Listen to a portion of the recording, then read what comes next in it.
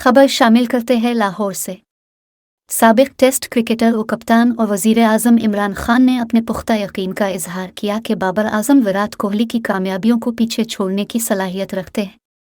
एक मकामी स्पोर्ट्स सहाफ़ी से बात करते हुए कौमी क्रिकेट टीम को 1992 का वर्ल्ड कप जितवाने वाले 70 साला इमरान खान ने दावा किया कि अगरचे उन्होंने हाल ही में बहुत ज़्यादा क्रिकेट नहीं देखी है, लेकिन जो कुछ उन्होंने देखा है इससे उन्हें यकीन है कि बाबर आसानी के साथ हिंदुस्तानी स्टार बल्लेबाज के रिकॉर्ड पर कब्जा कर सकता है।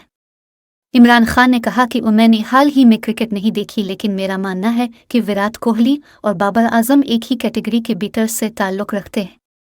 बाबर आज़म आसानी से विराट कोहली को पीछे छोड़ सकते हैं। मैंने जो देखा है इससे लगता है कि वो बहुत अच्छे बल्लेबाज हैं।